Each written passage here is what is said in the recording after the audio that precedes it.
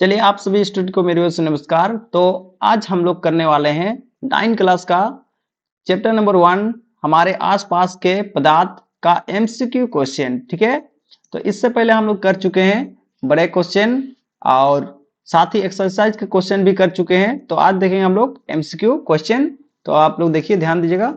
तो पहला क्वेश्चन है, निम्न में से कौन पदार्थ है? तो इसमें से कौन सा पदार्थ है? वायु। ठीक है, वो ऐसा चीज जिसको देख सकते हैं और छू सकते हैं उसको क्या बोलते हैं? वायु, मतलब सॉरी पदार्थ। ठीक है, तो ऐसा कौन सा है? वायु। तो वायु क्या हो गया? पदार्थ। नेक्स्ट क्वेश्चन है, अगला क्वेश्चन है, निम्न में कौन पदार्थ है? तो इसमें से पदार्थ कौन सा है? ठंडा पेय, यानी कि ठंडा पीने वाला कोई भी। ठीक है, तो ठंडा पेय मतलब ठंडा कोई भी पीने वाला। ठीक है, तो इसमें ये एक पदार्थ हो गया। ठीक है, हम आगे बात करते हैं। 3 नंबर सवाल, निम्न में कौन पदार्थ है? इसमें से कौन सा पदार्थ है? इसमें से पदार्थ है कुर्सी। ठीक है, क्योंकि कुर्सी को हम देख भी सकते हैं, छू भी सकते हैं। और सेकंड है विचार, विचार को हम देख भी नहीं सकते हैं, छू भी नहीं सकते हैं। समझ में आ रहा है? शीत, शीत बोलने से आपको कुछ समझ में आ रहा है? इसको देख सकते हैं क्या? नहीं देख सकते हैं। गंध, गंध को देख सकते हैं, छू सकते हैं? नहीं देख सकते हैं, छू सकते हैं। तो इस कारण से ये सब पदार्थ नहीं है, और कुर्सी को देख और छू सकते हैं, इस कारण से ये क्या है? पदार्थ है। तो उसी तरह से आगे बढ़ते हुए, निम्नलिखित में से कौन पदार्थ का उदाहरण है? कौन सा पदार्थ का उदाहरण है? शीतल पेय, यानी कि ठंडा पानी। ठीक है, ये बाकी बात जो है ना पदार्थ नहीं है। ठीक है, चलिए आगे बढ़ते हैं। अगला सवाल रहा 5 नंबर, निम्न में कौन पदार्थ नहीं है? तो इस बार पूछ रहा है कि पदार्थ कौन सा नहीं है। तो हवा भी पदार्थ है, इसको भी छू सकते हैं, महसूस कर सकते हैं। जल भी पदार्थ है, भोजन भी पदार्थ है, देख सकते हैं और छू सकते हैं। लेकिन स्नेह, स्नेह क्या होता है? दुलार, प्यार, ये एक पदार्थ नहीं होता है। ठीक है, इसको देख भी नहीं सकते हैं, छू भी नहीं सकते हैं। ठीक है, इस कारण से पदार्थ ये नहीं है। नेक्स्ट बात करते हैं, अगला दूध है। दूध क्या है? एक द्रव, द्रव यानी कि पानी रूप में जो रहता है उसको द्रव बोलते हैं। तो दूध किस रूप में रहता है? पानी रूप में ही रहता है, इस कारण से उसको क्या बोलेंगे? द्रव। ठीक है, 7 नंबर क्वेश्चन है, अगरबत्ती की सुगंध आपको दूर से ही मिलती है, इससे पदार्थ के कण के किस गुण का पता चलता है? ठीक है, तो यानी कि अगरबत्ती का गंध जो है ना हम लोग को बहुत दूर से ही क्या होता है? मिल जाता है। तो इससे कौन सा गुण पता चलता है पदार्थ का? पूछ रहा है सवाल में। तो इससे क्या पता चलता है? डी नंबर, पदार्थ के कण निरंतर निरंतर गतिशील होते हैं। ठीक है, तो कोई भी पदार्थ जो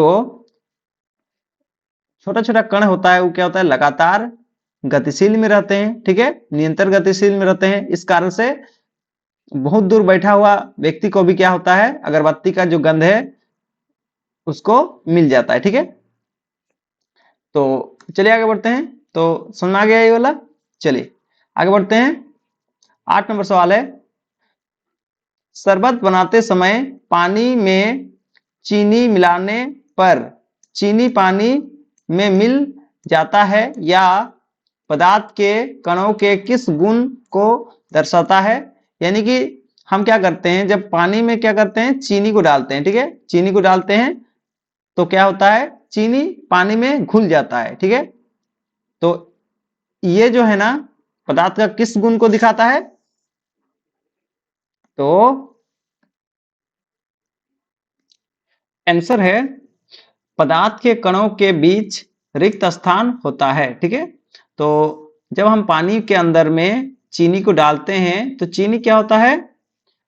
पानी में क्या होता है? पूरा तरह से अंदर घुल जाता है। ठीक है, तो ये कौन सा गुण को दिखाता है कणों का?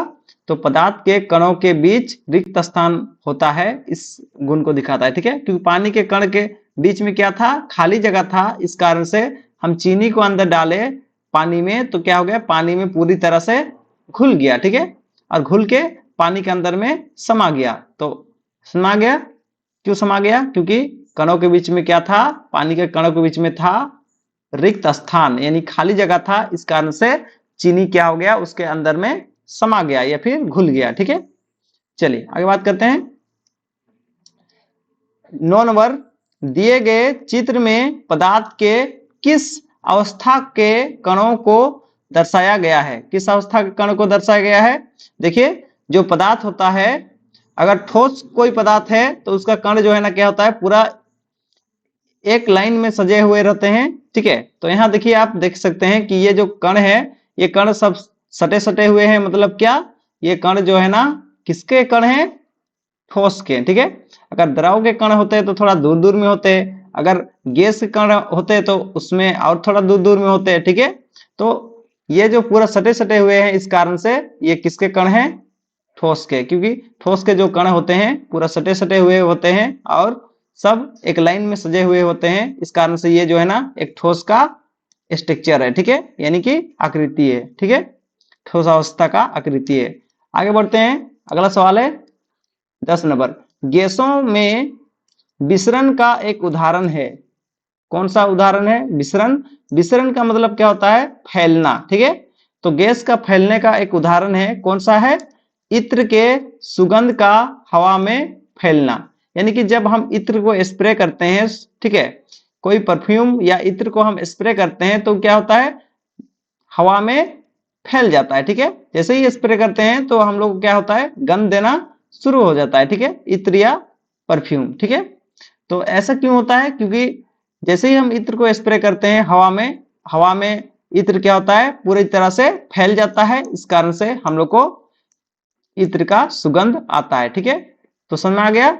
ये एक गैस होता है और गैस का फैलना, ठीक है, गैस का फैलने का उदाहरण ये एक है, ठीक है। आगे बात करते हैं, चलिए अगला बात रहेगा 11 नंबर।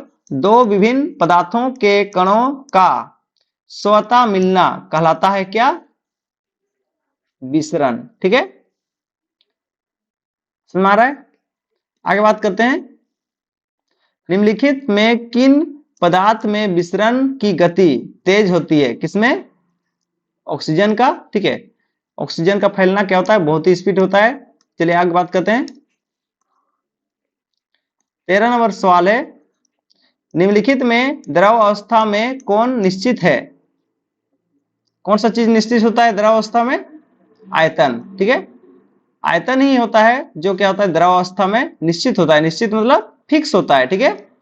बाकी बात, आकार भी फिक्स नहीं होता है, घनत्व तो, ठीक है, घनत्व भी फिक्स नहीं होता है, वेग भी फिक्स नहीं होता है। तो कौन सा फिक्स होता है द्रव में? आयतन फिक्स होता है, ठीक है, यानी कि निश्चित होता है, पूरा बदलता नहीं है, ठीक है। तो याद रखिएगा। अगला बात रहा 14 नंबर, निम्नलिखित में द्रव में कौन अनिश्चित है? ठीक है, द्रव में कौन सा चीज अनिश्चित होता है? आकार। कौन सा चीज अनिश्चित होता है? आकार। यानी कि द्रव में आपका आकार जो है ना अनिश्चित होता है, ठीक है। क्यों? क्योंकि जिस बर्तन में हम द्रव को भरेंगे उस आकार का क्या होता है? आकार ले लेता है, ठीक है। इस कारण से जो द्रव होता है उसका, ध्यान दीजिएगा, जो द्रव होता है उसका आकार क्या होता है? अनिश्चित होता है, ठीक है। चलिए आगे बात करते हैं, किस अवस्था में अणुओं की ऊर्जा अधिकतम होती है? किस अवस्था में होती है सबसे अधिक? मतलब जो कण होता है, कोई भी गैस का हुआ, द्रव का हुआ, ठोस का हुआ, तो कौन सा अवस्था में सबसे अधिक उसमें ऊर्जा होता है कणों में? ठीक है, तो देखिए गैस अवस्था में क्या होता है? जो कणों का जो ऊर्जा है वो क्या होता है? सबसे अधिक होता है, ठीक है। कणों बोलिए या फिर अणु, ठीक है, अणु बोलिए। तो याद रखिएगा कि गैस अवस्था में कोई भी कण हुआ या अणु हुआ, उसका ऊर्जा क्या होता है? सबसे अधिकतम होता है, ठीक है। और ठोस में जो ऊर्जा है कणों के बीच का, वो सबसे कम होता है, ठीक है। चलिए आगे बात करते हैं, किस अवस्था में अणुओं की, तो ये तो हो चुका है। अगला है पदार्थ की किस अवस्था में अंतर आणविक बल प्रबल होता है? यानी कि जो पदार्थ के अंदर में छोटा छोटा कणों के बीच में जो लगने वाला जो बल है वो किस अवस्था में सबसे अधिक होता है? तो आप देखिए, ध्यान दीजिएगा, ठोस अवस्था में क्या होता है? सबसे अधिक होता है क्या? कण कण के बीच में लगने वाला जो बल है वो क्या होता है? सबसे अधिक होता है किसमें? ठोस में, ठीक है।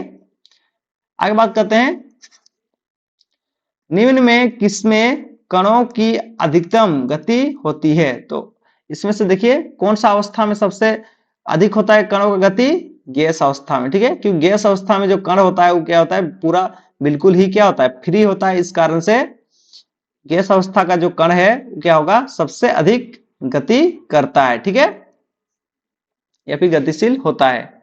चलिए आगे बात करेंगे। अगला है 19 नंबर, गैस के कणों के बीच आकर्षण बल होता है, बहुत कम होता है, ठीक है, बहुत कम होता है। इस कारण से गैस क्या होता है, इधर उधर आपका गति करते रहता है गैस के कण, ठीक है, एक साथ जुड़े हुए नहीं रहते हैं गैस के कण, इस कारण से, ठीक है। यानी दो कण के बीच में क्या होता है, आकर्षण बल बहुत ही कम होता है, ठीक है, किसमें, गैस अवस्था में। चलिए आगे बात करते हैं। अगला है, गर्म करने पर गैस का आयतन क्या होता है, बढ़ता है, ठीक है। यानी कि गर्म करने पर गैस का आयतन क्या होता है, बढ़ता है, और ठंडा करने पर गैस का आयतन क्या होता है, घटता है। आपको याद रखना है, ठीक है। चलिए आगे बात करते हैं। 21 नंबर, जल का क्वथनांक है, कितना है, 100 डिग्री सेल्सियस, ठीक है, 100 डिग्री, ये क्या है, डिग्री है, इसी क्या है, सेल्सियस। क्वथनांक यानी कि क्वथनांक का मतलब होता है उबलने वाला जो तापमान है, ठीक है, जल का कितना होता है। यानी कि जहां पे द्रव से क्या बनेगा, गैस बनेगा, वैसे वाला तापमान कितना होता है द्रव का, 100 डिग्री सेल्सियस, ठीक है, उसको बोलते हैं क्वथनांक, ठीक है। चलिए आगे बात करते हैं। शुद्ध जल का क्वथनांक होता है, तो शुद्ध पानी का जो क्वथनांक होता है, यानी गैस बनने का जो तापमान है वो कितना होता है, तो होता है वो 373 केल्विन, ठीक है, ठीक है। अगर सेल्सियस में बदलेंगे केल्विन को तो फिर से क्या होगा, 100 डिग्री सेल्सियस ही होगा, ठीक है। चलिए आगे बात करते हैं। क्योंकि 373 डिग्री केल्विन को अगर मानते हैं, हम क्या कर देंगे, 100 से घटा देंगे तो क्या बचेगा, सॉरी, अगर हम केल्विन को अगर सेल्सियस में बदलना चाहते हैं तो किससे घटाएंगे, 273 डिग्री से घटा देते हैं, तो क्या होता है, ये जो केल्विन है वो किस में बदल जाएगा, सेल्सियस में। तो इसको अगर इसमें से इसको घटा देंगे तो कितना बन जाएगा, 100 बच जाएगा, ठीक है। तो सेम टू सेम ये दोनों है, ठीक है। आप बोलिए 373 केल्विन या फिर 100 डिग्री सेल्सियस, दोनों बात सेम है, ठीक है, एक ही चीज को बोल रहा है यहाँ पे। आगे बात करेंगे। अगला सवाल है सवाल नंबर 23, बर्फ का गलनक है, तो बर्फ कितना डिग्री में गलता है, यानी कि ठोस से द्रव रूप में कितना डिग्री सेल्सियस में आता है, 0 डिग्री सेल्सियस में, ठीक है। आगे बात करते हैं, बर्फ का गलनांक होता है, आप देखिए सेल्सियस में ये था तो केल्विन में कितना होगा, 273 केल्विन, ठीक है। आप याद रखिएगा कि 0 डिग्री सेल्सियस और 273 केल्विन, ये दोनों क्या होता है, बराबर होता है, ठीक है। ये दोनों मान क्या है, आपस में बराबर, सेल्सियस में 0 होता है, केल्विन में 273 होता है, ये दोनों मान क्या होता है, बराबर, ठीक है। चलिए आगे बढ़ते हैं। तो केल्विन में समझ गए, सेल्सियस में समझ गए, बर्फ का गलनक आपको याद रखना होगा ठीक से। चलिए आगे बढ़ते हैं। तो अगला सवाल रहा ये, बर्फ का एक टुकड़ा जल की सतह पर तैरते रहता है, क्यों, ठीक है। तो क्यों ऐसे तैरते रहता है, बर्फ का जो टुकड़ा है जल में क्यों तैरते रहता है, तो उसका कारण सी नंबर है, बर्फ जल से हल्का होता है, ठीक है। यानी कि बर्फ का जो टुकड़ा होता है वो क्या होता है, जल से हल्का होता है, इस कारण से बर्फ का जो टुकड़ा है या फिर जो बर्फ होता है वो क्या होता है, पानी के ऊपर में तैरते रहता है, ठीक है, हल्का होने के कारण। नेक्स्ट सवाल देखेंगे, सवाल नंबर 26। तो सवाल नंबर 26 रहा, 200 केल्विन को तापक्रम बराबर है, यानी कि सेल्सियस में बदलना है केल्विन को, तो हम लोग सीधा सीधी जानते हैं कि अगर सेल्सियस में बदलना है तो क्या करना पड़ता है, केल्विन में 273 घटा देना पड़ता है, तब क्या होता है, सेल्सियस बनता है, ठीक है। आप याद रखिए बात को कि जो भी केल्विन में दिए रहेगा तो उसमें क्या कर देंगे, 273 घटा देंगे तो क्या होता है, सेल्सियस में बदल जाता है, ठीक है। तो देखिए 273 में 200 घटाएंगे तो कितना हो जाएगा? 73 हो जाएगा। देखिए बड़ा वाला संख्या का क्या है, बड़ा वाला संख्या के आगे माइनस साइन है, इसलिए आंसर में भी क्या आ जाएगा? माइनस। ठीक है, यानी कि जो सही आंसर है वो कितना आ गया? -73 डिग्री सेल्सियस। समझ में आ रहा है? इस प्रकार से हम क्या करते हैं, केल्विन से सेल्सियस में कन्वर्ट करते हैं, ये बदलते हैं। ठीक है, चलिए अगला देखते हैं। एक दो ठो आप खुद भी कीजिएगा। ठीक है, तो ये आपका केल्विन में है, केल्विन में है तो क्या करना होता है, केल्विन में जो भी रहता है उसको सेल्सियस में अगर बदलना है तो क्या करना पड़ता है, उसको 273 से घटा देना पड़ता है। ठीक है, तो 273 से घटाएंगे तो कितना बच जाएगा? यहाँ बच जाएगा 27। ठीक है, तो उसी तरह से इसमें भी क्या कर लेंगे, केल्विन में दिया है तो केल्विन में दिया रहेगा तो क्या करना होता है, 273 से घटा देना पड़ता है। तो ये भी केल्विन में है तो इसमें भी क्या कर देंगे, 273 से घटा देंगे तो 21 में बदल जाएगा, सेल्सियस में। अगर इसको 273 से घटा देंगे तो कितना बन जाएगा? बन जाएगा 300। कितना बन जाएगा? 300। ठीक है, तो याद रखिएगा कि केल्विन से अगर सेल्सियस में बदलना है, के से अगर सी में बदलना है, सेल्सियस में बदलना है तो कितना घटाना पड़ता है? 273 घटाना पड़ता है, तब जाके केल्विन से सेल्सियस में बदलता है। ठीक है, आपको याद रखना है यह बात। चलिए अगला सवाल देखते हैं, सवाल नंबर 29। तो सवाल नंबर 29 रहा, सवाल नंबर 29 रहा 10 डिग्री सेल्सियस तापक्रम केल्विन में बदलना है। आप देखिए, आप जब केल्विन से सेल्सियस में बदल रहे थे तो क्या कर रहे थे, 273 घटा रहे थे, लेकिन अब ठीक उल्टा सेल्सियस से किस में बदलेंगे, केल्विन में बदलेंगे तो प्लस करेंगे क्या, 273, यानी जोड़ेंगे 273। ठीक है, तो केल्विन से सेल्सियस में बदलने के लिए क्या करना पड़ेगा, घटाना पड़ेगा, लेकिन सेल्सियस से केल्विन में बदलने के लिए क्या करना पड़ेगा, जोड़ना पड़ेगा। ठीक है, कितना जोड़ना पड़ेगा, 273। ठीक है, चलिए तो 10 डिग्री सेल्सियस को अगर केल्विन में बदलना है तो 10 डिग्री सेल्सियस में क्या करेंगे, 273 जोड़ देंगे। ठीक है, किसके साथ जोड़ देंगे, 10 के साथ 273 जोड़ देंगे तो कितना हो जाएगा, 200 कितना हो जाएगा, 283। 283 सुना रहा है, 283 हो जाएगा केल्विन। बात समझ में आ रहा है? चलिए आगे बात करते हैं। अगला सवाल है 25 डिग्री सेल्सियस। तो बस डिग्री सेल्सियस, सेल्सियस में है तो क्या करना पड़ेगा, 273 जोड़ देना पड़ेगा। 273 जोड़ने पर कितना आ जाएगा, 298 केल्विन आ जाएगा। समझ में आ रहा है? ठीक है, जो भी सेल्सियस में है उसको में क्या करना पड़ता है, 273 जोड़ देना पड़ता है, बस उसका सेल्सियस में, सॉरी सेल्सियस में जो है उसको अगर 273 जोड़ देने पर क्या बन जाता है, केल्विन बन जाता है। तो देखिए इसमें भी अगर 273 जोड़ते हैं, 273 जोड़ते हैं तो ये भी क्या बन जाएगा, केल्विन में बन जाएगा। ठीक है, तो केल्विन में जोड़ने के बाद कितना हो जाएगा, देखिए 646 हो जाएगा केल्विन। ठीक है, तो सेल्सियस में जब भी रहे तो कितना जोड़ना है, 273 जोड़ना है, तो किसमें कन्वर्ट हो जाएगा, केल्विन में कन्वर्ट हो जाएगा। ठीक है, चलिए आगे बात करते हैं।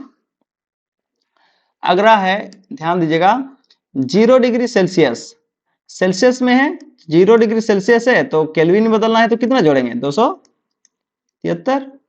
ठीक है, 273 जोड़ने से क्या बन जाएगा, केल्विन बन गया। तो 0 में 273 जोड़ेंगे तो कितना होगा, 273 केल्विन। ठीक है, समझ आ रहा है, 273 जोड़ने पर सेल्सियस से केल्विन बदल जाता है। ठीक है, आगे बात करेंगे। गर्म भोजन या इत्र की गंध दूर तक किस कारण से फैल जाती है, तो इसका आंसर है विसरण, यानी कि फैलने का गुण होता है। इस कारण से क्या होता है, गैस जो है ना, इत्र का गैस हो या फिर भोजन का गैस हो, क्या होता है, बहुत दूर तक फैल जाता है। ठीक है, चलिए आगे बात करेंगे।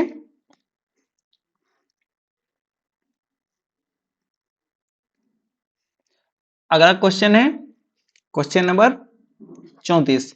0 डिग्री सेल्सियस पर जल की भौतिक अवस्था क्या होती है, तो जल की भौतिक अवस्था क्या होती है, ठोस, यानी कि बर्फ रूप में रहता है। कब, 0 डिग्री सेल्सियस पर, कौन, जल, है ना। आगे बात करें, कप की अपेक्षा प्लेट में चाय का तापमान होता है कम। क्यों होता है कम, क्योंकि कप का जो इसका ऊपर का जो सतह है वो क्या होता है, छोटा होता है, इस कारण से वाष्पीकरण बहुत कम होता है। इस कारण से जो अंदर का जो चाय है वो क्या होता है, बहुत ज्यादा गर्म होता है। लेकिन प्लेट का जो सतह है वो क्या होता है, चौड़ा होता है। इस कारण से वाष्पीकरण स्पीड से होता है, जिससे चाय का जो तापमान है वो क्या होता है, कम होता है। ठीक है, क्योंकि वाष्पीकरण के दौरान तापमान क्या होता है, सब ऊपर गैस बन के उड़ जाता है, समझ में आ रहा है। लेकिन चाय में ऐसे, सॉरी कप में ऐसे नहीं होता है, क्योंकि उसका सतह बहुत ही छोटा होता है। इस कारण से वाष्पीकरण उसमें बहुत ही धीरे होता है। इस कारण से उसका तापमान क्या होता है, बहुत देर तक बना हुआ रहता है। ठीक है, लेकिन जो प्लेट होता है उसका तापमान जल्दी ही ठंडा हो जाता है। ठीक है, आगे बात करेंगे। हाँ, 200 250 डिग्री सेल्सियस पर जल की भौतिक अवस्था क्या होती है? तो देखिए, जल का भौतिक अवस्था जो है ना, 100 डिग्री सेल्सियस से ऊपर में, 100 डिग्री सेल्सियस या 100 डिग्री सेल्सियस या उससे ऊपर में, ठीक है, उससे ऊपर में कौन सा अवस्था में रहता है, गैस अवस्था में ही रहता है। ठीक है, गैस अवस्था में ही रहता है कौन, जल। ठीक है, तो 100 से अधिक है तो मतलब क्या, 100 डिग्री से अधिक अगर है सेल्सियस में, तो जो जल का अवस्था कैसे होगा, गैस अवस्था में होगा। ठीक है, तो देखिए गैसीय अवस्था में होता है। 100 डिग्री से ऊपर, 100 डिग्री सेल्सियस से अगर ऊपर होता है तापमान, या फिर 100 डिग्री सेल्सियस होता है, तो जो जल होता है उसका भौतिक अवस्था कैसे होता है, गैस रूप ही होता है। इसको याद रखना है। ठीक है, 100 से ऊपर हुआ यानी कि गैस रूप में होता है। चलिए आगे बात करेंगे। 37 नंबर सवाल रहा, किसी तत्व के द्रव्यमान प्रति इकाई आयतन को क्या कहते हैं? क्या कहते हैं? घनत्व। ये घनत्व का परिभाषा है, आप बढ़िया से याद कर लीजिएगा। ठीक है, घनत्व का परिभाषा है। चलिए आगे बात करेंगे। 38 नंबर सवाल है, गैस का द्रव में परिवर्तन कहलाता है। ठीक है, क्या कहलाता है? संघनन। ठीक है, तो गैस द्रव में, ठीक है, गैस जो है ना द्रव में क्या होता है, परिवर्तित होता है। यानी गैस से क्या बनता है, गैस से क्या बनता है, द्रव बनता है। तो ये प्रक्रिया क्या कहलाता है, संघनन कहलाता है। क्या कहलाता है? संघनन। गैस से द्रव बनना क्या कहलाता है, संघनन। ठीक है, समझ में आ रहा है आप लोगों को। चलिए आगे बात करते हैं। अगला है, ठोस से गैस में परिवर्तन कहलाता है। क्या कहलाता है? ऊर्ध्वापातन। ठीक है, यानी कि कोई ठोस से किस में बदल रहा है, गैस में बदल रहा है। ठीक है, ठोस से किस में बदल रहा है, गैस में बदल रहा है। तो ठोस से गैस में बदलना क्या कहलाता है, ये प्रक्रिया जो है क्या कहलाता है, ऊर्ध्वापातन कहलाता है। ठीक है, आपको याद रखना है, ठोस से गैस में बदल लेगा तो उसको क्या बोलेंगे, उस प्रक्रिया को क्या बोलेंगे, ऊर्ध्वापातन। ठीक है, अगला बात रहा, द्रव से वाष्प बनने की क्रिया कहलाता है। यानी कि द्रव यानी पानी से क्या बनेगा, वाष्प। वाष्प का मतलब क्या होता है, गैस। अगर पानी से गैस बन जाएगा तो उसको क्या बोलते हैं, उसको बोलते हैं वाष्पन। क्या बोलते हैं, वाष्पन। ठीक है, यानी कि पानी से गैस बनना क्या कहलाता है, पानी से गैस बनना क्या कहलाता है, वाष्पन। ठीक है, ठीक है, याद रखिएगा, द्रव यानी कि पानी। ठीक है, चलिए बात करते हैं आगे। 25 डिग्री सेल्सियस पर जल की भौतिक अवस्था क्या होगी? ठीक है, तो आपको याद रखना है कि 0 डिग्री और 100 डिग्री सेल्सियस, इसके बीच में, इसके बीच का जो भी तापमान होता है, इसके बीच का तापमान जो भी होता है, इस तापमान में क्या होता है, जल का जो भौतिक अवस्था कैसे होता है, हमेशा द्रव ही रहता है। कैसे रहता है, द्रव ही रहता है। 0 डिग्री सेल्सियस से लेकर 100 डिग्री सेल्सियस के बीच का जो तापमान होता है, उसमें जल का भौतिक अवस्था जो है ना कैसे होता है, द्रव होता है। ठीक है, देखिए, तो 25 क्या है, 0 और 100 के बीच में आता है। इस कारण से ये जो 25 डिग्री सेल्सियस पर कौन सा अवस्था में रहेगा, जल द्रव अवस्था में रहेगा। ठीक है, तो याद रखिएगा, 0 डिग्री सेल्सियस और 100 डिग्री सेल्सियस के बीच में जो भी तापमान होता है, उस तापमान के बीच में जल कैसे रहता है, द्रव अवस्था में रहता है। आगे बात करेंगे, 100 डिग्री सेल्सियस पर जल की भौतिक अवस्था क्या होती है, क्या होती है, वाष्पन। यानी कि गैस बन जाता है 100 डिग्री सेल्सियस जैसे पहुंच जाता है। ठीक है, गैस रूप में होता है 100 डिग्री सेल्सियस पर जल की भौतिक अवस्था। आगे बात करेंगे सवाल नंबर 43। तो सवाल नंबर 43 है, शुष्क बर्फ का रासायनिक सूत्र, रासायनिक नाम क्या है? यानी कि जो कठोर यानी जो जमा हुआ जो बर्फ होता है उसका रासायनिक नाम क्या है? ठोस CO2। ठीक है, क्या होता है जमा हुआ बर्फ का नाम? ठोस CO2 होता है। ठीक है, आगे बात करेंगे। जब वाष्प संघनित होता है तो उसका ताप घट जाता है। संघनित का मतलब क्या? जैसे कि संघनित का मतलब क्या होता है? गैस से वाष्प का मतलब क्या? वाष्प का मतलब होता है गैस। ठीक है, तो जैसे ही गैस से क्या होता है? संघनित होता है। संघनित यानी कि द्रव में कन्वर्ट होता है। किसमें? द्रव यानी कि पानी में कन्वर्ट होता है। ठीक है, तो गैस से जैसे ही द्रव में बदलता है तो उसका तापमान क्या होता है? कम या फिर घट जाता है। क्या होता है? कम हो जाता है या फिर घट जाता है। यह क्या लिखा है? उसका ताप घट जाता है। ठीक है, तो समझ में आया कि गैस से अगर द्रव में कोई चीज बदल जाता है तो उसका तापमान क्या होता है? घट जाता है। ठीक है, आगे बात करेंगे। अगला है, निम्नलिखित में कौन कपड़ा गर्मियों के समय में अधिक आरामदेह होता है? कौन सा? सूती कपड़ा। ठीक है, चलिए आगे बात करेंगे। गर्मी के दिन में कौन सा कपड़ा आरामदेह होता है, मतलब आराम लगता है पहनने में? सूती का कपड़ा। 46 नंबर है, निम्न में किसके कारण गर्मियों में घड़े का जल ठंडा होता है? किसके कारण? वाष्पीकरण कारण। ठीक है, पानी का वाष्पीकरण होता है, इस कारण से जो गर्मी में घड़े का पानी क्या होता है? ठंडा होता है। ठीक है, समझ में आ रहा है? तो वाष्पीकरण के कारण ही क्या होता है? घड़ा का जो जल है वो ठंडा होता है। इसको याद रखना है आपको। चलिए आगे बात करेंगे। 47 नंबर, ताप का ऐसा ही मात्रक होता है, क्या होता है? केल्विन। यानी कि ताप को हम किससे नापते हैं? केल्विन से नापते हैं। ठीक है, ऐसा ही मात्रक का मतलब किससे नापा जाता है? उस मात्रक को। ठीक है, तो ताप मात्रक को किससे नापा जाता है? केल्विन से। ठीक है, ताप का मात्रक क्या होता है? केल्विन। समझ में आ रहा है?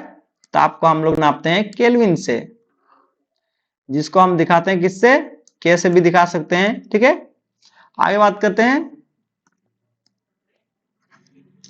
गुप्त उष्मा का मात्रक है। गुप्त उष्मा का मात्रक क्या होता है?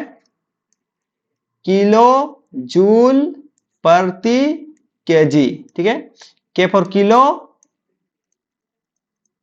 जे फॉर जूल, इसका मतलब होता है प्रति केजी। किलो जूल प्रति केजी, ये होता है किसका? गुप्त उष्मा का मात्रक। ठीक है, चलिए आगे बात करें। अगला सवाल रहा 49 नंबर। 49 नंबर सवाल है, निम्न में सबसे अधिक संप्रिय संप्रिय कौन है? यानी कि सबसे अधिक संप्रिय मतलब क्या? सबसे अधिक किसको दबा सकते हैं? ठीक है, दबा सकते हैं। तो याद रखिएगा, सबसे अधिक किसको दबा सकते हैं हम लोग? गैस को सबसे अधिक दबा सकते हैं। ठीक है, संपीड़ित मतलब क्या? दबाना। ठीक है, तो सबसे अधिक कौन दबता है? गैस दबता है। ठीक है, कोई भी चीज अगर गैस अवस्था में है तो सबसे अधिक वो दबेगा। ठीक है, आगे बात करेंगे। अगला है 50 नंबर, ध्यान दीजिएगा। तो 50 नंबर है, एक कैलोरी बराबर होता है, कितना होता है? 1 कैलोरी बराबर 4.18 जूल के बराबर होता है। 1 कैलोरी 4.18 जूल के बराबर होता है। ठीक है, चलिए आगे बात करें। सवाल नंबर 51।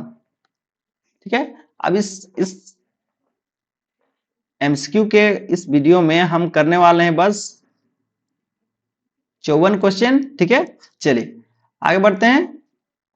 51 नंबर है, वायुमंडलीय दाब पर 1 केजी ठोस को उसके गलनक पर द्रव में बदलने के लिए जितना उसमें ऊर्जा की आवश्यकता होती है उसे कहते हैं क्या?